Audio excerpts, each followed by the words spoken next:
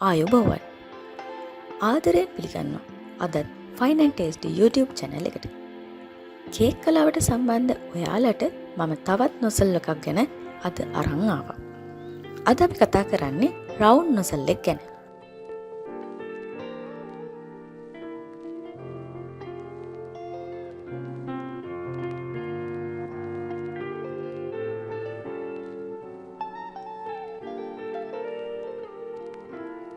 Round නොසල් වල මේ වගේ තුඩ රවුම් හැඩයෙන් යුක්ත වෙනවා.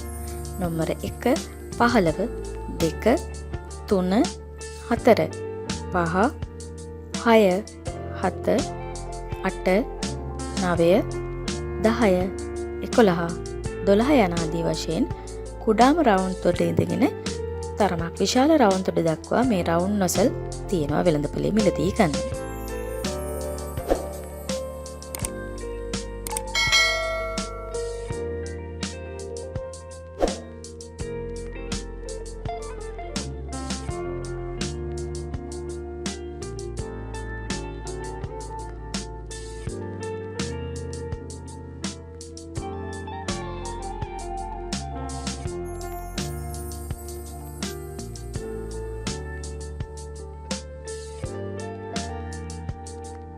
ඒ වගේම අකුරු ලියන්න, ඉලක්කම ආදී විවිධ රටා හැඩ මවන්න මේ රවුම් තුඩ සහිත නොසල් වලට හැකියාව තියෙනවා.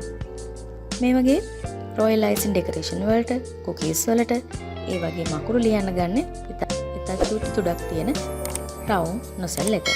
මොකද අපිට අකුරු ලියනකොට කුකීස් වල අඳිනකොට ඉතා හීනි එකකින් තමයි අපි අඳින්න ඕනේ.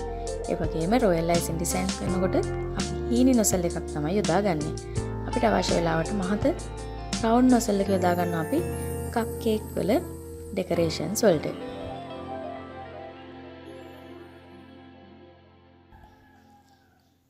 මේ රවුම් තුඩ සහිත නොසල් ගැන දැන් ඔයාට කෙටි අදහසක් ඔළුවේ ඇති. ඉතින් ඔයාටත් පුළුවන් මේ වගේ ලස්සන නිර්මාණ කරන්න මේ වගේ නොසල් එකක් ආධාරයෙන්. ඉතින් මේ රවුන්ඩ් නොසල් එකත් අපිට ඉතා වැදගත් නොසල් වර්ගයක් වෙනවා. අත්‍යවශ්‍ය නොසල් වර්ගයක් වෙනවා අපිට අකුරු ලියන්න වගේම මේ වගේ සියුම් වැඩ සඳහා.